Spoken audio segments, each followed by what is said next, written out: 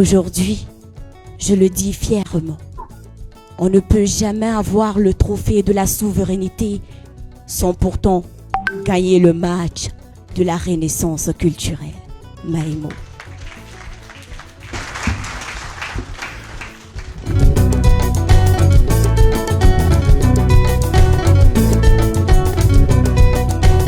Mesdames et messieurs, c'est sur ces notes que je voudrais dire à nouveau l'honneur qui est le nôtre de prendre la parole au nom de Monsieur le ministre en charge de la culture, de souhaiter une pleine réussite au colloque de Ségou que je voudrais déclarer ouvert. Je vous remercie.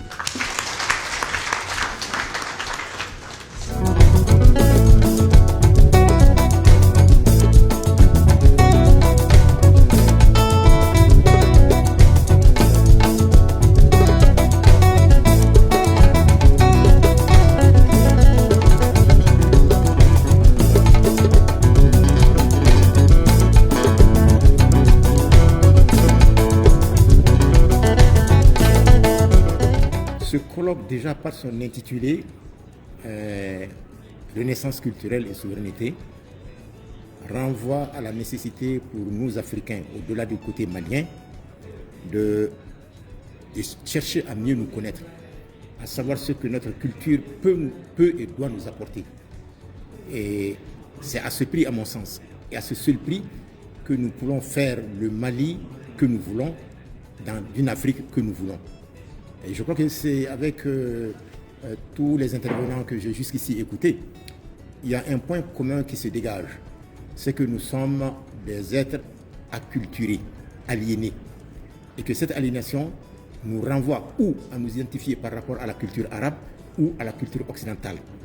Et c'est ce qui explique essentiellement les difficultés que nous avons aujourd'hui, tant sur le plan politique, économique, social que culturel. Quand je vois comment l'Institut Corée a pu mobiliser autant de personnes au niveau national et international, des experts de haut niveau, de haut vol, qui sont déjà des dirigeants de structures et qui ont plusieurs années d'expérience dans un colloque qui se tient, qu'ils ont pu caler sur 2 jours, je dis bravo. C'est une très très bonne initiative, mais une très belle opportunité qui nous donne l'occasion d'échanger, de donner notre avis, d'apporter notre contribution, mais d'apprendre non seulement des experts maliens, mais d'apprendre aussi des experts de plusieurs pays. Et donc, je pense que ce sont des initiatives comme ça qui peuvent amener un véritable changement dans un secteur comme la culture, que nous pratiquons au quotidien, presque nous l'avons dans le sang, mais nous avons du mal à rentabiliser les investissements.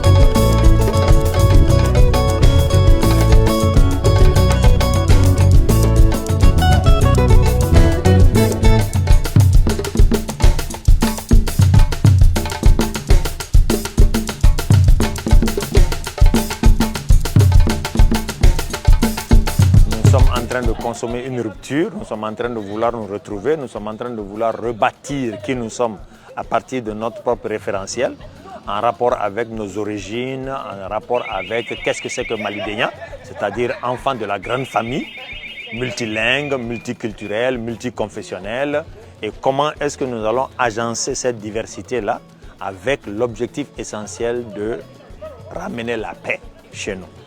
Donc je pense que le colloque est tombé au bon moment parce qu'avec le renouveau de l'agenda gouvernemental 2025, c'était l'année de la culture. On dit 2026-2027, année de l'éducation et de la culture, les deux se tiennent.